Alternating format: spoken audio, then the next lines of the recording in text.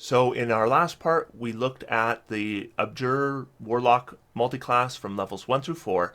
Now we're looking at levels 5 through 10, so let's get going. So when we move this wizard to level 4, we now get our ability score increase, and this is our chance to improve our concentration save, which we definitely want to do. Now, I think that the way to go here is Warcaster.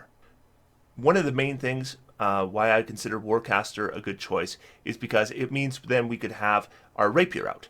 And if we have our rapier out, we can do things like a booming blade, including booming blade as an opportunity attack. Because we are in melee, then we would expect that occasionally opportunity attacks are going to come up. And then we can have that rapier out, and we can still use shield, we can still use absorb elements, which are things where it can be really difficult to deal with if we're trying to always put our rapier away when we cast a spell. Number 2, it boosts our concentration save a lot, probably more than anything else at this level, because we're going to get advantage on any save for concentration.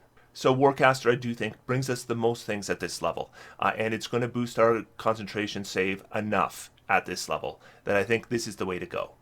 We get another cantrip at this level. We pretty much have the cantrips we require to have with this character, but I'm going to grab Prestidigitation. It comes up once in a while, and it's a fun cantrip to use. When it comes to our second level spells, we're going to pick 2 more second level spells. The first one I'm going to pick is Misty Step, because this is going to really add to our maneuverability, and if we do get stuck in a bad situation, we can get out.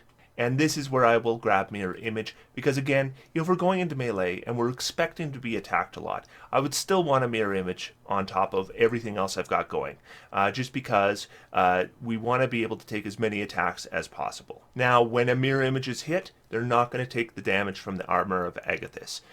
They're only going to take the damage from the Armor of Agathis if they hit us. The main thing here is we're getting an additional second level slot, which is going to be very helpful because those second level slots are going to be a very limited resource, but that's all our big stuff. That's our web, that's our levitate, that's our Misty Step, and it's our Armor of Agathis, though we can also use first level slots for that. One thing that's definitely important to this character is whenever your Armor of Agathis goes down, you need to cast it again. That's your action in the next round of combat. It's not requiring a concentration, and it's going to raise both your temporary hit points and your arcane ward and allow you to be the center of attacks for the following round. So we want to move this character now to level 6. So this is a 5th level wizard now. Of course, that's always a huge deal for a wizard, and it is here too. So I want to be, again, looking at abjuration spells. And the abjuration spell I'm going to grab is Counterspell, because Counterspell is usually a spell I'm going to take regardless. Now, I'm looking at Dispel Magic, and it is definitely something I want as well, but I can't afford it right now, so I'm going to have to wait until next level. And the reason for that is because right now what I want is a big gun spell as well. And because this character is going to be in melee, because there's often enemies all around, then those ones that include friendly fire aren't so great, so this is a good point for us to take a slow spell. So slow is not quite as dramatically good as a lot of other big gun spells, but the advantage of slow is if we are in melee and we have a mix of enemies and allies, we can target our enemies and skip our allies. And if we can hit enough creatures with it, it is still a pretty effective control spell. So looking at our preparation list at level 6, what we have is Absorb Elements and Shield for first level spells, as well as, don't forget, we have Hellish Rebuke and Armor of Agathis. Then second level, Levitate, Mirror Image, Misty Step, Web, and then third level, Counterspell and Slow. Now another thing that happens here is, of course, with third level spells, that means there is the opportunity to cast Armor of Agathis with the third level slot.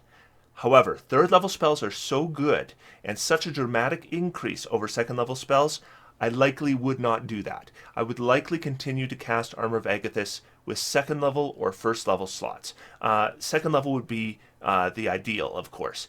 And then, I forgot to mention this before, but if we really want to punish people who hit us, then they hit us, they take the damage from the Armor of Agathis. We can also hit them with a Hellish Rebuke using our reaction if we want to. Now, if we used a shield spell, and they hit us regardless, we can't do the Hellish Rebuke. But if we didn't do a shield spell and we got hit, because maybe we have lots of hit points, we have the Arcane Ward up, and we're not expecting to take a lot of damage, we don't want to waste the shield. So we get hit, we hit him with the Armor of Agathis damage, and then we hit him with the Hellish Rebuke damage on top of that. So not only are we not taking real damage from those attacks, then we're delivering real damage back to them. If we think about casting Armor of Agathys with the second level slot, Hellish Rebuke with the first level slot, somebody hits us in melee just once, we're talking about basically 21 points of damage they're taking as a punishment for attacking us, and they're probably not delivering any damage to us. But Counterspell and Slow, Counterspell we want to use whenever we can, because that recovers 6 points to our Arcane Ward, and of course Counterspell is a dramatically effective spell. But Slow then is our kind of begun third level spell, and it's a good one to cast because we have Web, so if we want a bunch of enemies that don't have any allies around them, that's our preferred control spell. But if we're in a situation where friendly fire is a problem, then Slow is a great choice. And so again, we're probably not using a weapon very often. What we're doing is we're going into combat, then we're casting our control spells, and then we're going to become kind of an obvious target for the enemy, which is exactly what we want. It's going to be very hard to break down our concentration. It's going to be very hard to break down our hit points. And once those enemies start concentrating on us, they're going to take so much damage, and we're going to start dropping enemies just from attacking us. So level 6 for Abjurer gives us the Protected Ward. This one I am not big on at all. Starting at 6th level, when a creature you can see within 30 feet of you takes damage, you can use your reaction to cause your Arcane Ward to absorb the damage. If this damage reduces the ward to 0 hit points, the warded creature takes any remaining damage.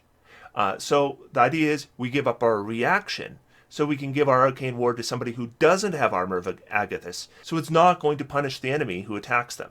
And then when we get attacked, then we don't have any protection, keeping our Armor of Agathys up, so then that goes down, and now we can't deliver that damage to enemies who attack us anymore. So this ends up being something that I wouldn't use very often.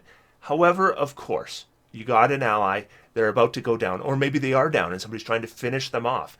Then, of course, you would do that to save their life. But in terms of regular tactics in a normal combat, I'm just not going to use Protected Ward at all. Keep your ward on yourself. Make yourself the target of the enemy attacks. That's better protection for your allies than having them be the target of enemy attacks and using Protected Ward.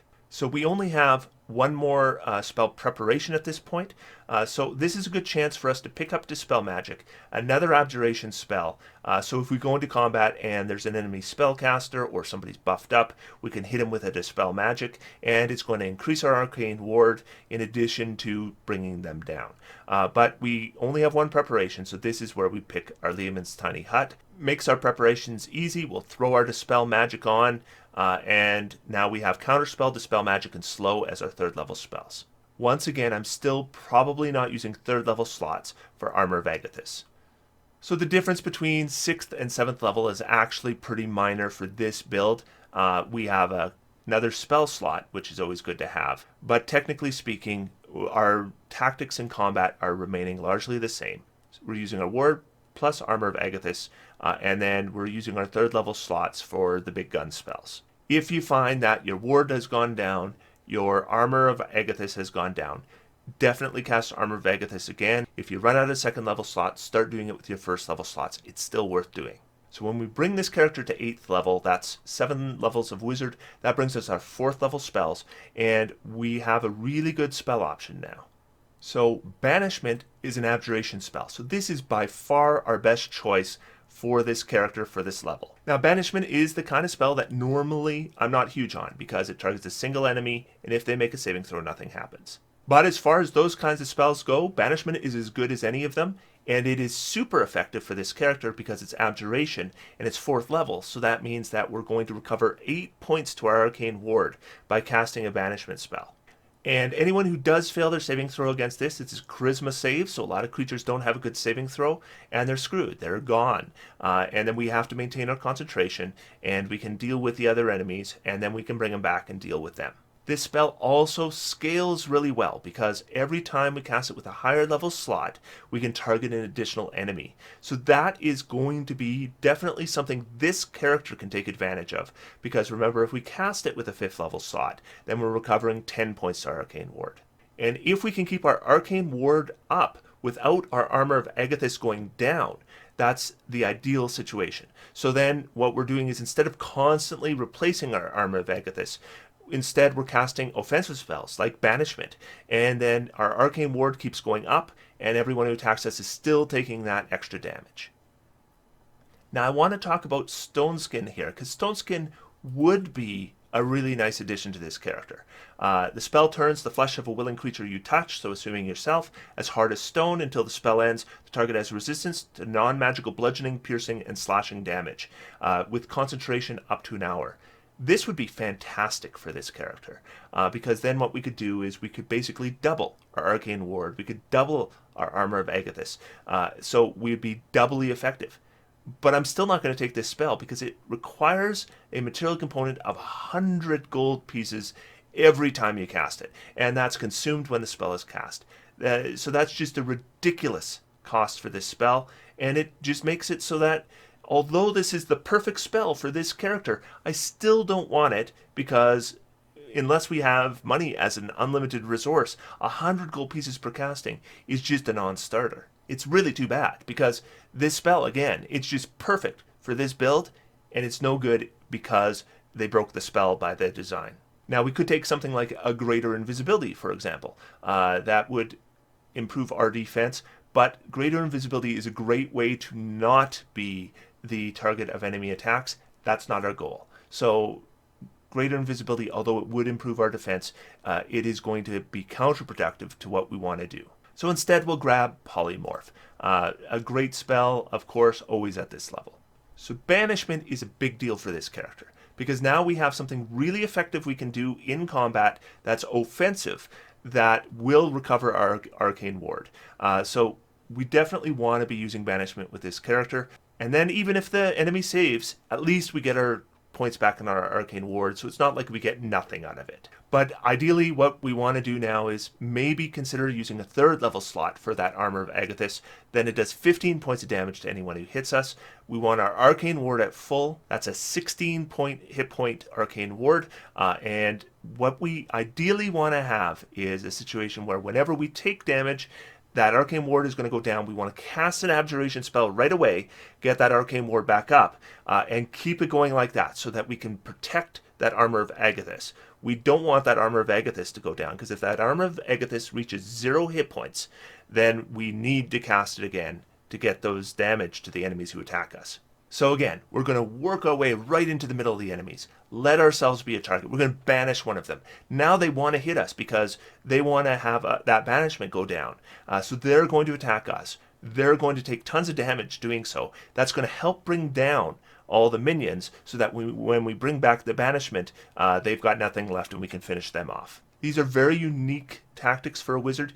This is nothing you want to go near with any other wizard. This is only for this wizard because of the specifics of combining Armor of Agathis with the Arcane Ward. And I do think it's fun that we have a character that is actually delivering a lot of damage in combat, but almost none of it is from attacking. It's all from being attacked. And if you think about that, it should make our spell selection for this next level to be fairly obvious. So we're going to go to 8th level. This provides us an ability score improvement, and we're going to improve our intelligence. This is going to help our spells like Banishment that are going to rely on a saving throw, and it is going to also improve our Arcane Ward. So the spell I want to grab now, last level I'm using my 4th level slot on Banishment. I think that's the right way to go. Once we have additional 4th level slots, I want to use one on Fire Shield, because now Fire Shield again fulfills what this character does. They go into combat, they're a target of enemy attacks, the enemies get punished for attacking you. This is just going to pile that on. So we can give ourselves resistance to fire damage or cold damage. That's normally the reason we cast a Fire Shield. But with this character, we're actually casting Fire Shield for the secondary effect. In addition, whenever a creature within 5 feet of you hits you with a melee attack, the shield erupts with flame. The attacker takes 2d8 fire damage from a warm shield or 2d8 cold damage from a cold shield. So this also does not require concentration. So we can have a Fire Shield up along with an Armor of Agathis, along with our Arcane Ward. The creature comes in, they attack us, they take the damage from the Armor of Agathis, and they take the Fire Shield damage. Something I just wanted to add is if you are casting Fire Shield and doing damage with it, remember that this is a damage roll, so therefore it does benefit from your Hexblade Curse. Armor of Agathis, of course, it's not an actual roll for damage, so your Hexblade Curse doesn't have any impact on it, but if the creature that you have designated for your Hexblade Curse attacks you and activates your Fire Shield, you would get the bonus to damage from your Hexblade Curse from that. So maybe you're being attacked by a Hydra or something. So you Hexblade Curse that and it attacks you a ton of times. It's going to take damage many times from the Fire Shield, and every single one would benefit from the Hexblade Curse, so it could be a ton of extra damage. Now, Fire Shield is not Abjuration, so this is something you cast before combat while your ward is still full. Then once we go into combat, then we're going to replenish our Arcane Ward by casting things like Banishment, or Counterspell or Dispel Magic if the situation arises. Then, if our Arcane Ward still goes down, and now our Armor of Agathis has gone down, we're going to cast Armor of Agathis again. And it is going to replenish our Arcane Ward in addition to those temporary hit points. That Fire Shield's still going to remain up. You don't have to worry about concentration. It doesn't require concentration. The Armor of Agathis doesn't require concentration. Only other spells, like maybe your Banishment spell, might. So is this sounding fun yet? I think so. Let's move into a level 10 for this character. So level 10 for this character means level 9 as a wizard, which means 5th level spells. Now this character does not have a lot to do with their bonus action, so the two spells that I would look at here are either Animate Objects or Bigby's Hand. I like Bigby's Hand more with this character because it gives us a number of things. When we're in melee, there might be a lot of advantage to grappling somebody to make sure they can't attack us because we want to mitigate the amount of offense we're taking. Or the Interposing Hand I could see being of particular value here. It might also force somebody to stay next to you, or we can use it just to damage our enemies using the Clenched Fist. So we have a bunch of versatility here. It's going to do less damage than Animate Objects, but doing damage this way isn't kind of our main focus anyway. And if we do something like, again, we Hexblade Curse, this would add to the damage of that. And we're going to grab Wall of Force. And Wall of Force, again, we might use it even defensively if we need to, but offensively is by far the better way to do it. You take out that big enemy and then you deal with all the little ones. Against a single target enemy, Bigby's Hand is your better choice. Wall of Force is more for dealing with multiple enemies, especially when one of them is significantly more powerful than the other ones. Or in a situation where you have two enemies of similar challenge. So we're going to unprepare Polymorph at this level. So our preparation list now looks like level 1, we're going to have Absorb Elements and Shield. And again, we have Hellish Rebuke and Armor of Agathis.